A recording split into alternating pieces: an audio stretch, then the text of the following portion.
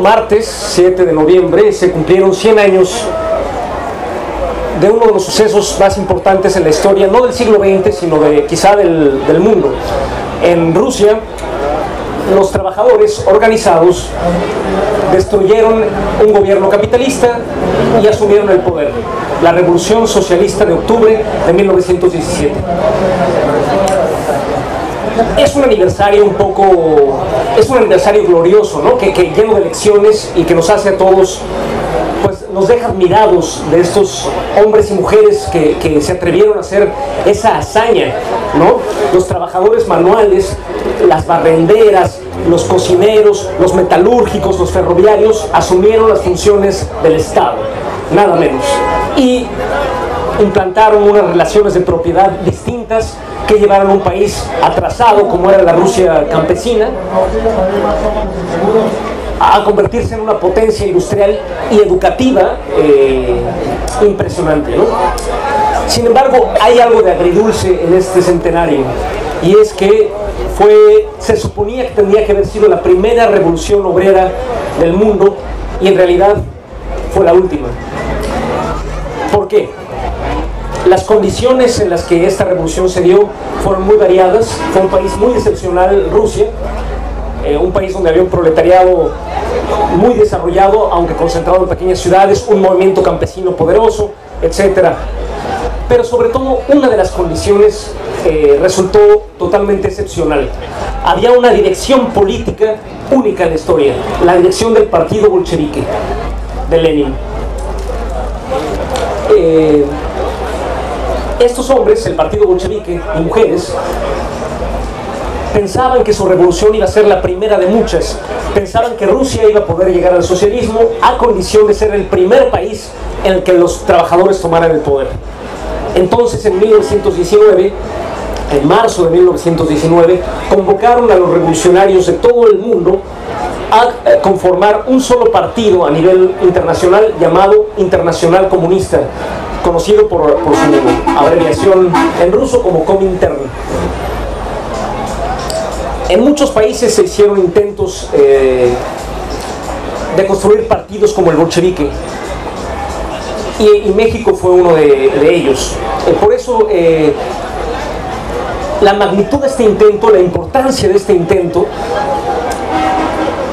está enraizado en las contradicciones sociales de nuestra sociedad hasta la fecha. Por eso yo me puse a investigar esta historia. Hice por un lado un diccionario biográfico de la primera generación de comunistas mexicanos, los que fueron directamente influidos por la Revolución de Octubre, y por otro una historia del Partido Comunista, que el diccionario biográfico se publicará el año siguiente. Espero venir aquí a presentarlo, y la historia es un proceso en curso siempre, ¿no? Entonces quisiera venir a platicar con ustedes sobre eso. La realidad es muy compleja, ¿no? Y a veces hasta llega a ser chistosa de lo compleja que es. Un proyecto tan heroico, ¿no?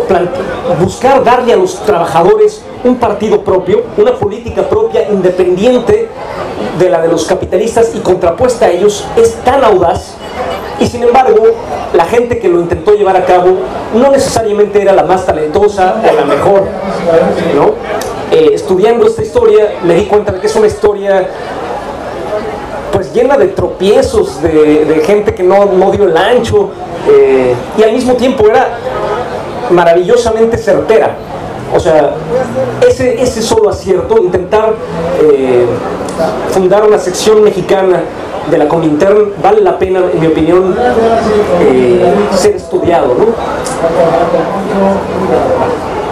1919 era un año en el que la predicción de los bolcheviques de que iba a haber una revolución obrera en todo el mundo se estaba cumpliendo con todas sus letras.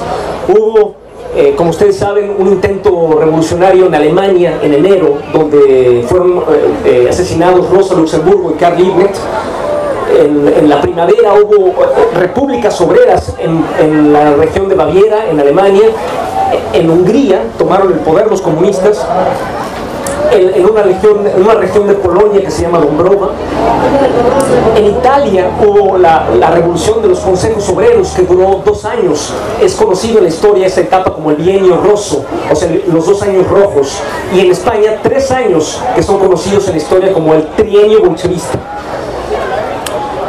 Hubo huelgas generales en Glasgow, que está en Escocia, en el otro punto de Europa, pero no solo, en Sudáfrica, en Japón, en Winnipeg, Canadá, en Seattle, Estados Unidos, hubo huelgas generales ese año, ¿no? No era ninguna utopía, no era ninguna fantasía creer que iba a haber una revolución obrera mundial ese año. No una, pues, muchas revoluciones que hicieron una revolución que llevaran al poder al proletariado en otros países. ¿Qué pasaba en México? Estaba terminando la Revolución Mexicana. En abril de 1919 fue asesinado Emiliano Zapata. En noviembre de 1919, precisamente el día que se fundó el Partido Comunista Mexicano, fue arrestado y estaba esperando juicio Felipe Ángeles en Chihuahua, uno de los que había sido uno de los asesores militares de Pancho Villa. Y Carranza gobernaba el país, ¿no? Ya aparentemente habían pasado las principales batallas de ese año. Entonces un pequeño grupo de socialistas en la Ciudad de México, encabezado por Francisco Cervantes López y Adolfo Santibáñez, convocaron un congreso nacional de todos los socialistas para hacer un partido nacional socialista. Es una lástima que así se llamara, porque el Partido Nacional Socialista pasó a la historia como el partido nazi, que es un asco que nada tiene que ver con el socialismo, pero ni modo, pues eso pasó mucho tiempo después y estos compañeros no lo sabían y le pusieron querían hacer un Partido Nacional Socialista.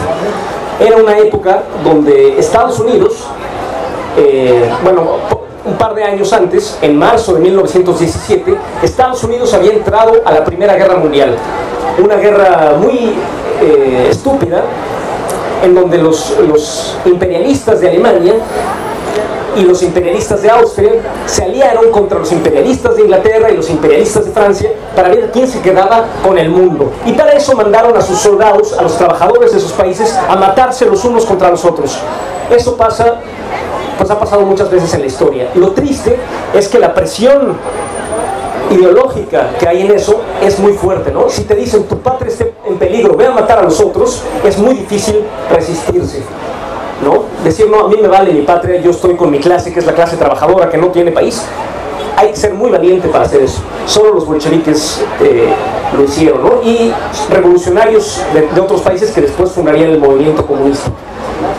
En México no hubo esa participación en la Primera Guerra Mundial, y entonces no hubo esa línea de demarcación entre los socialistas que apoyaron a su gobierno y los socialistas que no lo apoyaron. Pero en México había un movimiento obrero creado en unas circunstancias concretas muy especiales, las circunstancias de la Revolución Mexicana. ¿Qué pasaba? Los caudillos revolucionarios como Obregón, Carranza, etcétera, pues estaban comprometidos con el desarrollo de México en un sentido, pues, lo que ellos no concebían otra cosa que el capitalismo, ¿no?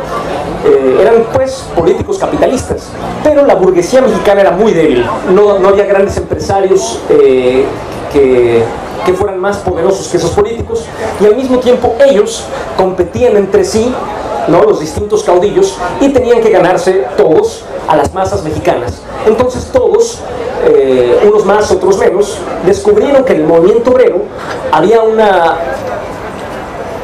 fuente de poder popular en la que podían apoyarse si les hacían algunas concesiones.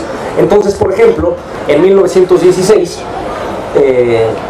los lugartenientes de Carranza, como Obregón, se les ocurrió movilizar el movimiento obrero de la Ciudad de México, la Casa del Obrero Mundial, para ir a combatir a Pancho Villa en las llamadas brigadas internacionales, batallones rojos. Y la Casa del Obrero Mundial se dividió. Unos dijeron, bueno, pero ¿qué nos dan? No, pues nos van a dar muchísimas posibilidades de organización. No eran corrupciones personales, eran verdaderas cosas que sonaban bien. Nos van a dar una casota en la Ciudad de México, en la Casa de los Azulejos, nos van a dar protección policíaca para que podamos hacer trabajo organizativo, y pues sí nos conviene. Y otros, como el Sindicato Mexicano de Electricistas, dijeron, no vamos a ir a matar villistas en nombre de Carranza, por más que nos den cosas. Entonces, la verdadera, el rasgo distintivo del movimiento obrero mexicano surgido de la revolución fue la tentación siempre presente de aceptar la tutela política de uno u otro caudillo capitalista. En ese contexto surgió el Partido Comunista. ¿Qué había ideológicamente, digamos? ¿En qué estaban formados los militantes? Pues no estaban muy formados, que digamos, para empezar. Básicamente habían leído alguna literatura anarquista, sobre todo venida de España y un poco de Estados Unidos. El Manifiesto Comunista de Carlos Marx y Federico Engels había sido publicado en los años 60 del siglo XIX, y nada más, en un periódico, en el periódico El Socialista, muy meritorio, pero para 1919 ya no estaba nadie que lo conocía, nadie pues lo había leído siquiera, no existían organizaciones marxistas en México en esa época.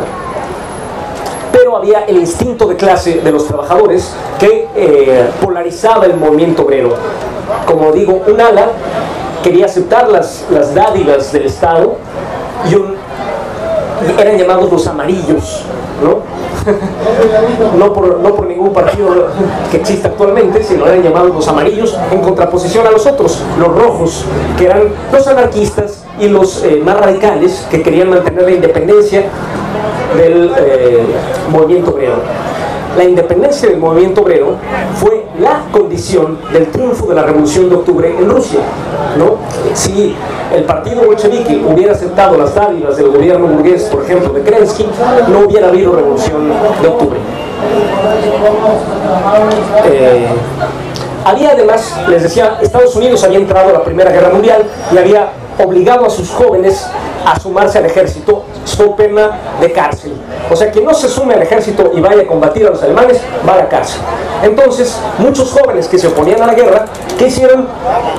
Vámonos. ¿A dónde? A Canadá.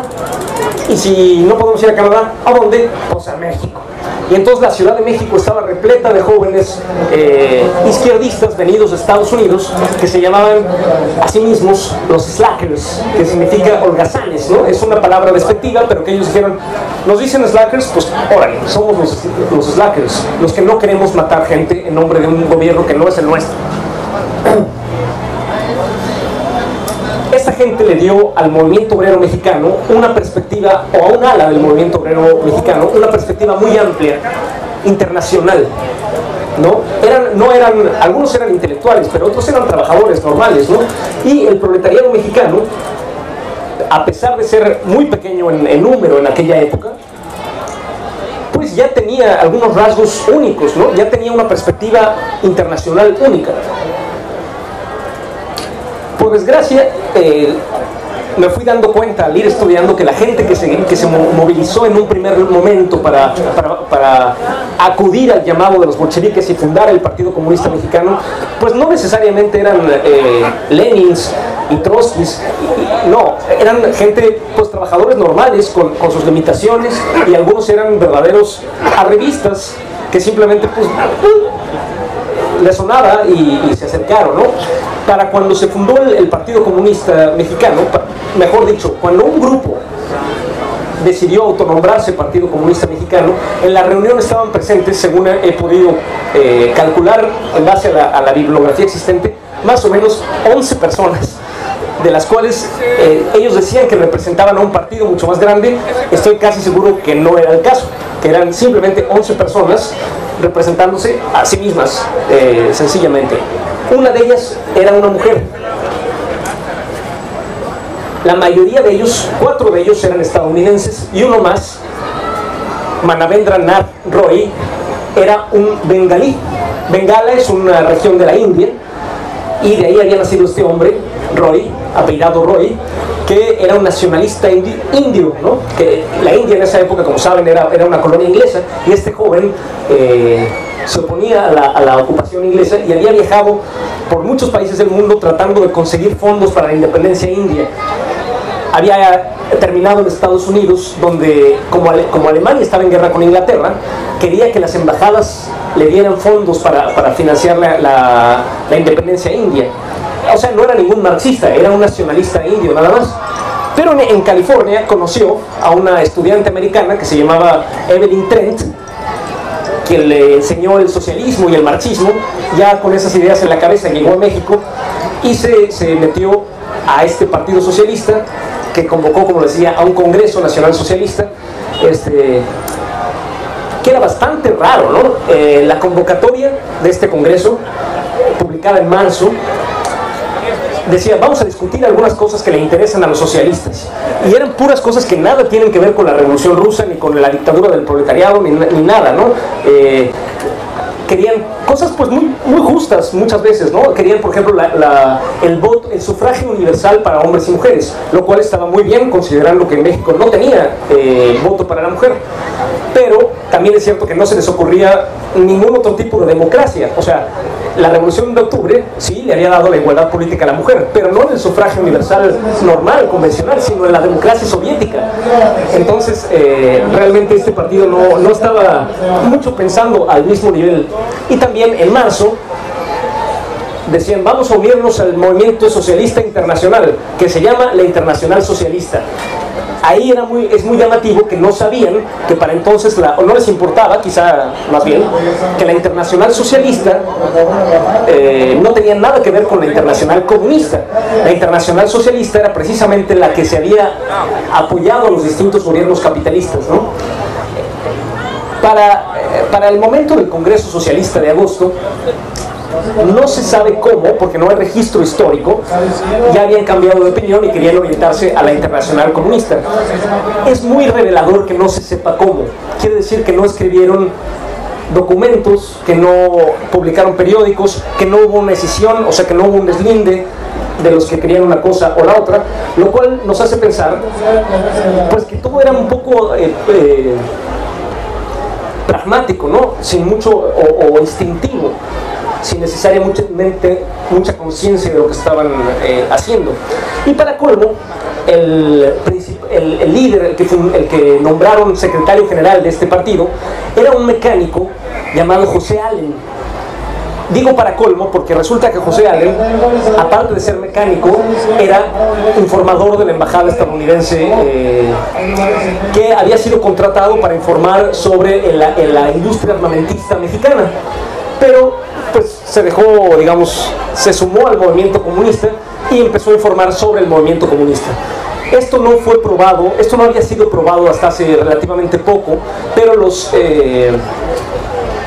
documentos históricos que han sido publicados del Departamento de Estado estadounidense prueban lo que varios historiadores habían sospechado en los años 80, entre ellos Paco Ignacio Taibo II, que José Allen era en efecto un agente informador de la embajada estadounidense, y él fue nada menos que el secretario general del Partido Comunista Mexicano. ¿Qué significa esto? ¿Que el comunismo es una conspiración de unos tontos y agentes infiltrados? No, que las ideas son más grandes que los individuos, en mi opinión, ¿no? Un ejemplo, quisiera tomar un ejemplo histórico precisamente del partido bolchevique. El partido bolchevique también tenía entre sus filas pues algún inevitable infiltrado del gobierno zarista, que infiltraba gente en los movimientos revolucionarios, y uno de ellos era un tal Malinovsky, que llegó a ser diputado de los bolcheviques en la Duma zarista.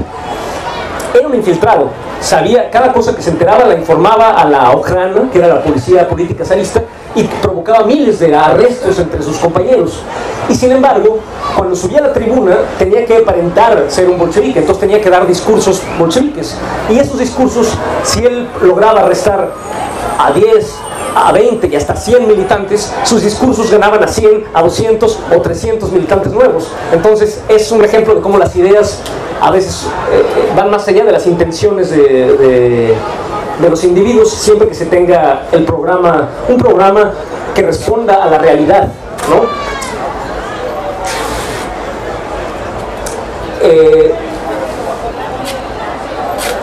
Quisiera dedicar una parte a hablar del libro que vamos a presentar hoy, así que no me voy a clavar mucho en la historia subsecuente de este partido. Nada más quisiera señalar una cosa. para hacer la historia de este partido hay que tener en cuenta, digamos, dos cosas y ponerlas a dialogar, aparte del partido mismo. Una es la historia de México, o sea, qué pasaba, quién gobernaba y qué hacía esos gobiernos, no solo el gobierno federal, sino los distintos gobiernos locales, por un lado. Y por el otro, qué pasaba en el mundo y en particular, qué pasaba en la internacional comunista, que determinó totalmente la línea del Partido Comunista Mexicano.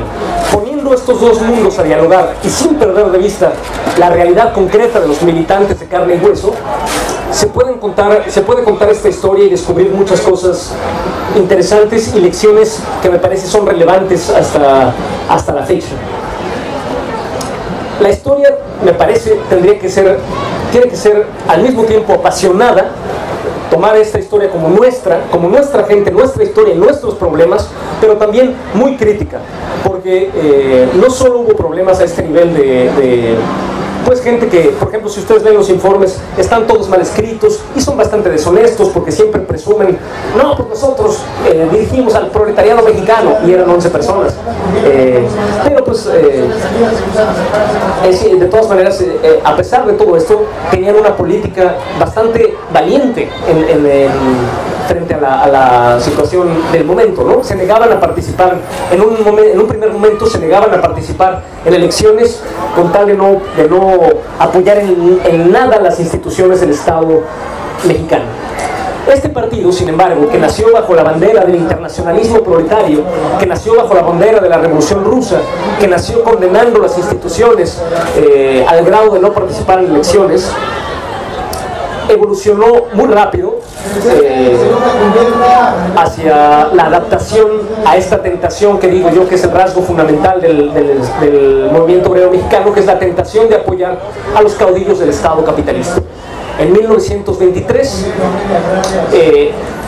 decidieron que iban a apoyar al candidato, que iban a participar en las elecciones en un congreso del mes de abril. Y para el mes de agosto ya no solo que era correcto, no tenemos nada contra participar en las elecciones per se, pero para el mes de agosto ya habían dicho, no solo vamos a participar en las elecciones, sino que vamos a apoyar a cualquier candidato que sea el más popular, porque decían, si somos un partido obrero tenemos que apoyar a aquel partido por el que voten los obreros, cosa que es simple y craso oportunismo, ¿no? Lejos de querer modificar la conciencia de los obreros, y el partido por el que iban a votar los obreros, bueno, en ese momento no se sabía cuál iba a ser, y hubo una discusión interna del Partido Comunista sobre unos querían apoyar a De la Huerta y otros querían apoyar a Calles. Terminaron cuando De la Huerta se levantó en armas y convocó en diciembre de 1923 y convocó a generales reaccionarios que en muchos lados, como en Veracruz y aquí en Acapulco, hicieron matanzas de líderes sociales. A Escudero, ¿no? A Juan R. Escudero lo mataron los de la huertistas aquí en Acapulco. Pero en Veracruz mataron a muchos militantes obreros. En Yucatán mataron a Carrillo Puerto, el gobernador socialista. Entonces, cuando De la Huerta se descalificó, digamos, de ese modo, los comunistas apoyaron a Calles. Votaron por Plutarco Elías Calles en las elecciones de 1924. Votarían también por Obregón en las elecciones de 1928. Y así siguieron. Y todavía en las elecciones de 46, votaron por Miguel Alemán, que era, digamos, un ejemplo de corrupción y de un político particularmente reaccionario que echó para atrás las conquistas de la Revolución Mexicana, pero a ese grado había llevado la involución del Partido Comunista, ¿no? Hay que ver por qué. No eran traidores, no eran gente que buscara privilegios individuales. Es una cuestión de programa, de ideas que tiene que ser discutida como tal. ¿Qué ideas, qué relación entre la política mexicana y la política de la Internacional Comunista llevaron a esta evolución? ¿Por qué pasó esto? Y una pregunta más fundamental, ¿por qué hoy no tenemos lo que necesitamos desesperadamente, que es una política propia de los trabajadores? No tenemos un partido comunista que merezca realmente el nombre de partido. Tenemos muchos grupos muy valientes que luchan, claro, siempre hemos tenido, ¿no? Pero no hemos logrado hasta la fecha darle a los trabajadores un partido propio. ¿Por qué? Hay que discutir con los que intentaron esto antes de nosotros, con respeto, con admiración a veces, pero también con crítica. Entre ellos hubo grandes héroes, muchos fueron asesinados. Primo Tapia, en Michoacán, un líder campesino purépecha, fue el primer líder campesino combatiendo no solo a la Iglesia Católica y a los terratenientes, sino también al gobierno. Organizó específicamente a las mujeres indígenas de Michoacán. Otros como José Guadalupe Rodríguez en Durango, que también organizó a los trabajadores, se defendió a los campesinos, se defendió contra el alzamiento del general Escobar, y el gobierno mexicano ingratamente lo mató después en 1929. Julio Antonio Mella, el cubano, que fue asesinado por los esbirros del dictador Gerardo Machado en las calles de la Ciudad de México en enero de 1929. Y así hay una infinidad de compañeros en los que tenemos que aprender mucho, y compañeras. De aquí de Guerrero era Benita Galeana, cuyas memorias editamos en la Brigada para Leer en Libertad hace poco.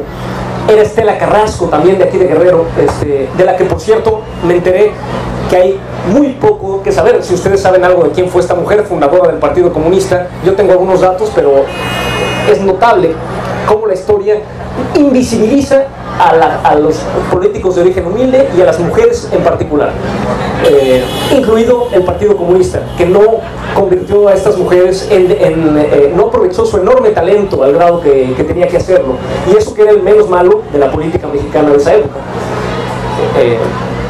Entonces eso es lo que estoy tratando de hacer en este doble proyecto, ¿no? El diccionario biográfico, que ya va a ser publicado en una editorial comercial el año próximo, y esta historia del Partido Comunista Mexicano. No me la quisieron publicar porque me dicen que Carlos Iliades, un historiador que yo admiro mucho, que se ha especializado en el socialismo mexicano del siglo XIX, ya está haciendo una historia del Partido Comunista, lo cual me da muchísimo gusto, ¿no? Si es por eso, qué bueno que no me la... qué gusto haber perdido ese lugar.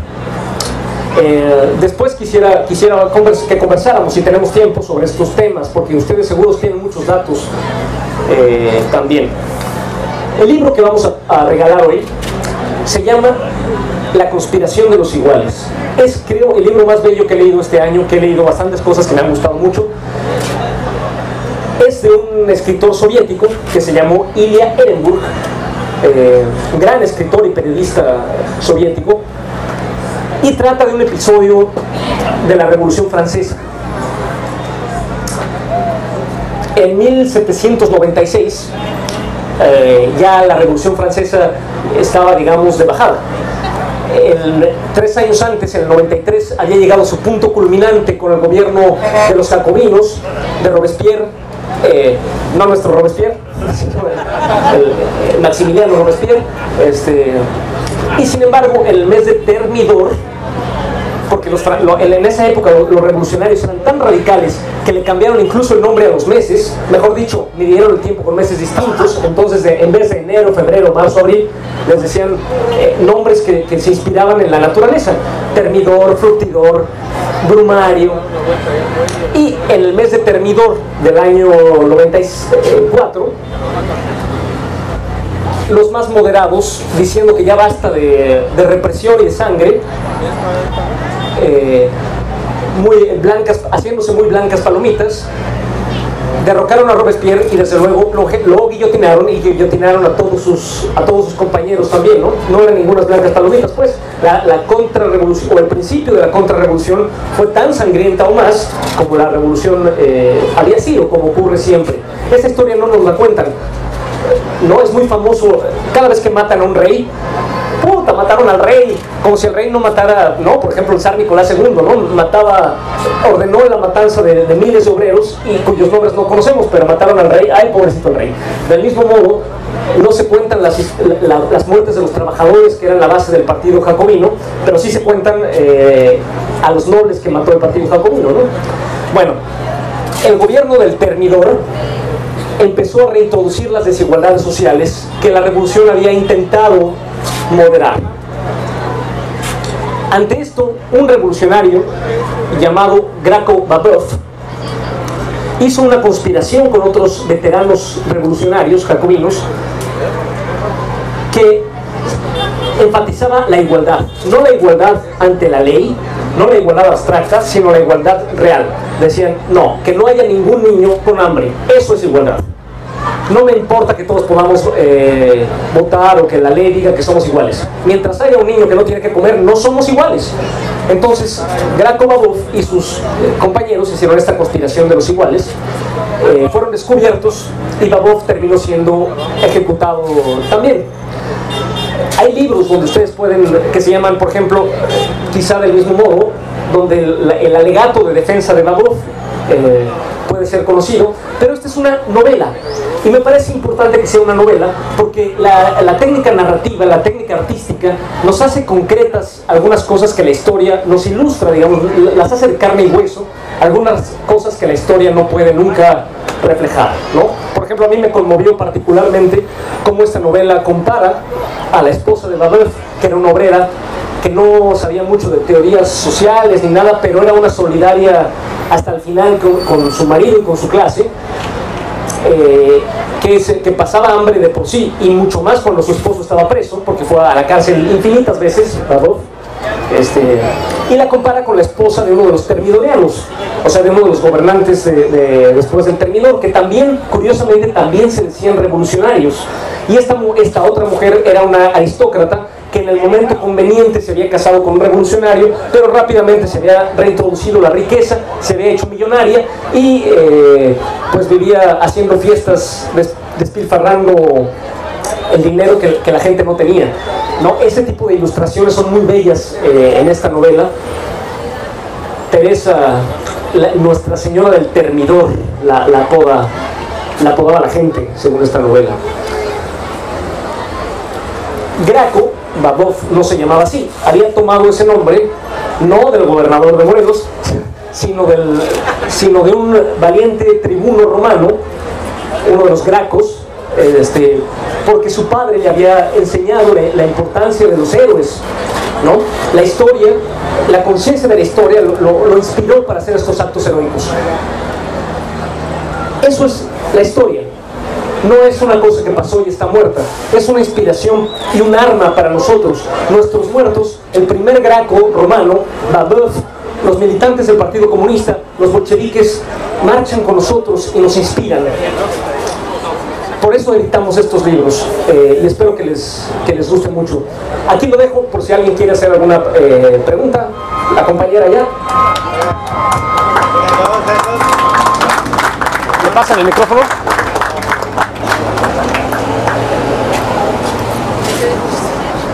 Algo muy simple, pero bueno, en la cuestión de la difusión de las ideas, me llama la atención que digas que no te han querido publicar el libro, que editoriales fueron, o si no puedes buscar otra. ¿Puedes acercarte? Ajá. Porque bueno, sí, pues hay en literatura sobre temas similares y me llama la atención que no te quieran publicar un libro con un autor, por más famoso que sea, por más conocido que sea que tú, pero bueno, pues siempre hay otras visiones. Pues sí, pero hay que reconocer que las editoriales están al servicio del dinero. Entonces es bastante que esa editorial comercial, que es, por cierto, Penguin Random House, es bastante que me publique el diccionario biográfico. Tenemos que construir editoriales como la Brigada para Leer en Libertad, que difundan ideas en otro espíritu. Es lo que hacemos. Tal vez lo editen la Brigada para Leer en Libertad o algo así, o una parte, porque no podemos depender de las editoriales comerciales que funcionen con un criterio comercial. Hay que aprovechar, no digo que no, hay que aprovechar hasta donde sea posible los espacios que nos abran, ¿no? Es lo que voy a intentar hacer, pero es muy importante el trabajo no solo de generar contenidos, de generar ideas, sino de construir el aparato para divulgarlo. Eso es el sentido de la Brigada para Leer en Libertad, con la que colaboro, de la que formo parte. Y pues los invito, ¿no?, a que conozcan estos libros. ¿Alguien más tiene alguna cosa?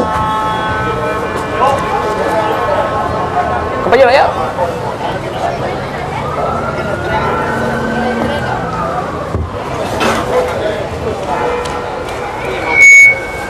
¿Puede hacer una pregunta sobre mi exposición? Claro que sí. Muy amable. agradezco primero el esfuerzo y a los organizadores para estar aquí reunidos, intercambiar, escuchar y aprender, obviamente. En el caso específico de la Revolución Rusa, la soviética en específico, me tocó esa parte de generación, despuesito ya. La admiramos, la reconocemos y la respetamos, pero más allá de lo que ya ha sucedido o haya pasado, se respeta el caso del nazismo. Stalin o X, quien paró a Hitler fue el pueblo soviético. Así es, compañero. No fueron los gringos en Normandía, que se puntualiza. Ese día de Monju venía el ejército rojo y tomó Berlín.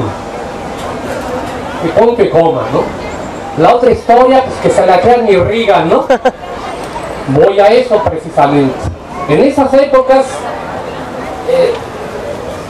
con todos los 100 años de la Revolución Rusa, en efecto, en este octubre, bueno, el calendario anterior, estamos en noviembre, no hay pedo en el ejido, disculpen la vulgaridad.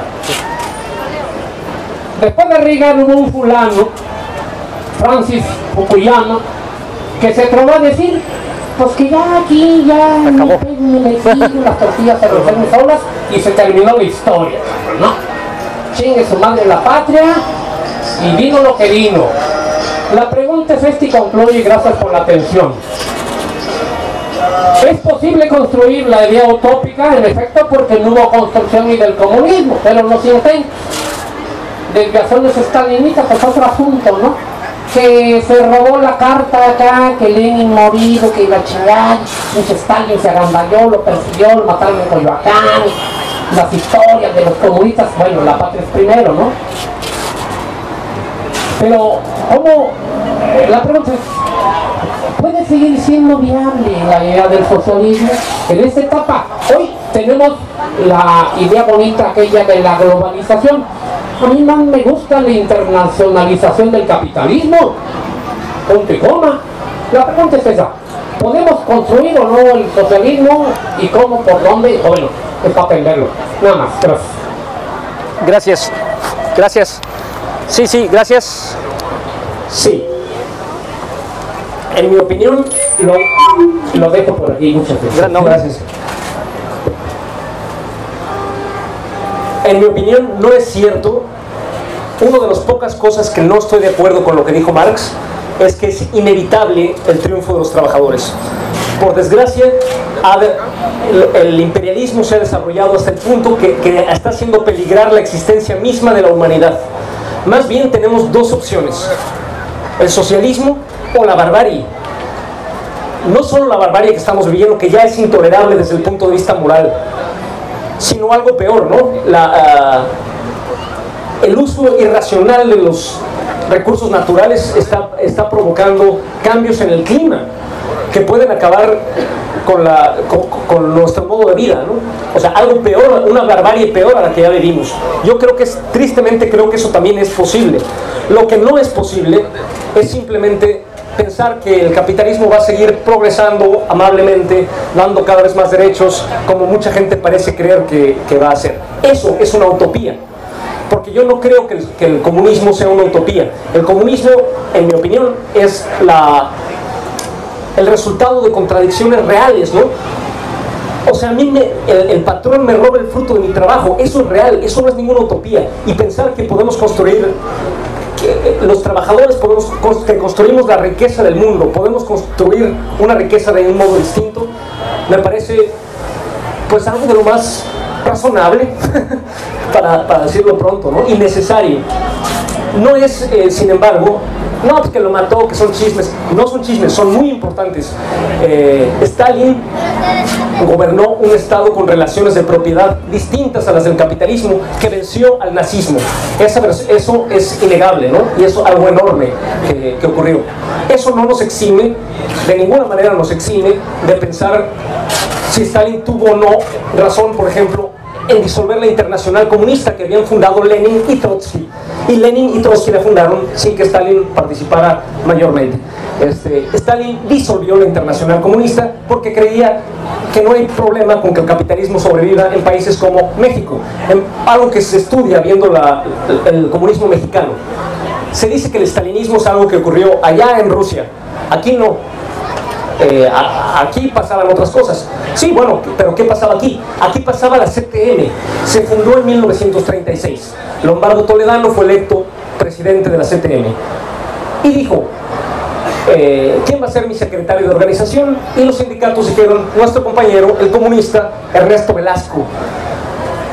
Y el Partido Comunista, los sindicatos democráticamente eligieron a Velasco, pero Lombardo dijo: si no es Lombardo Toledano, yo renuncio. Digo, si no es Fidel Velázquez, que era entonces su lugarteniente, yo renuncio. Y la Internacional Comunista, entonces bajo Stalin, obligó al Partido Comunista a una línea llamada unidad a toda costa, que era: ustedes mantengan la unidad con Lombardo a toda costa, sacrifiquen la democracia sindical, dejen que Fidel Velázquez, que se nota que no va a durar mucho, sea el secretario de organización de la CTM. Díganme si eso no nos afecta.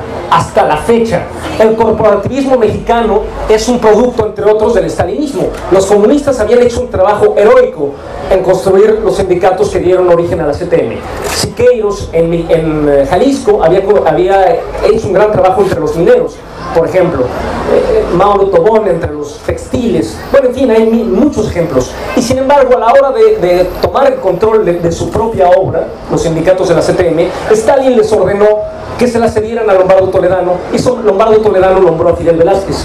¿Qué pasó? 10 años después, poco más de 10 años después, en los años 40, cuando ya el general Cárdenas le había cedido la presidencia, primero a Ávila Camacho y después a Miguel Alemán, Fidel Velázquez, con la misma, ya que había sido destruida la democracia sindical en la CTM, usó el mismo mecanismo contra Lombardo Toledano, lo expulsó y dio el charrazo, no en un solo sindicato, el ferrocarrilero, que le da origen al nombre charro, sino en todos los sindicatos. Ese presidente, Miguel Alemán, fue votado por los comunistas por orden de Stalin, por orden de la Internacional Comunista de Stalin. Sí nos afecta.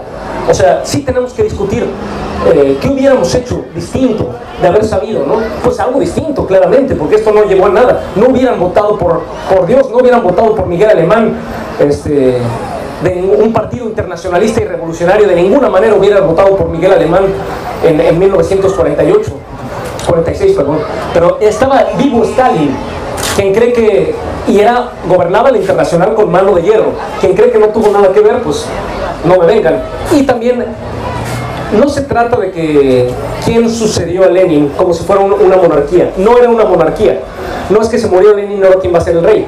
No, hubo un proceso muy largo. Quien lo sucedió como jefe del gobierno no fue Stalin ni Trotsky, fue Alexei Rykov, que nadie, pues, cuyo nombre apenas nos suena a muchos, ¿no? Pero es que tendemos a simplificar la historia y a decir que Stalin sucedió a Lenin. No, no es una cuestión de individuos. La burocracia de la Unión Soviética empezó a cobrar peso y hizo un proceso que no tiene que ver solo con uno o dos nombres, sino es un proceso social que llevó a una situación sumamente contradictoria, porque tampoco podemos negar las grandes conquistas que siguieron, pero que llevaron a esta política totalmente anti-internacional y anticomunista de la unidad a toda costa, el socialismo en un solo país, la unidad a toda costa en el caso de México y muchas otras cosas, ¿no? El Partido Comunista Chino en los años 20, en una situación revolucionaria, se integró en el Partido Nacionalista, el PRI de China, que se llamaba Kuomintang, y cuando en 1927 el PRI de China se volteó y masacró a millones de comunistas por esa política, porque estaban ideológicamente desarmados ante lo que pasó. Entonces sí tenemos que aprender de la historia, sin perder de vista ni el heroísmo ni los errores, porque los errores también cuestan sangre, ¿no? Y es una falta de respeto decir, bueno, se peleaban, quién sabe por qué. Lenin solía decir, tomar una metáfora, creo que del escritor León Tolstoy, que decía que si de lejos, que había visto una vez de lejos a un hombre haciendo un movimiento con los brazos muy raro, y parecía un loco, ¿no? Seguramente es un loco, pero que acercándose se veía que estaba afilando una guadaña. Así son las luchas entre los alternativas para construir un partido obrero. De lejos puede parecer, ay, pues, la izquierda se pelea por cualquier cosa. Si Lenin no se hubiera peleado con los mencheviques, no hubiera habido Revolución de Octubre. Bueno, muchas gracias.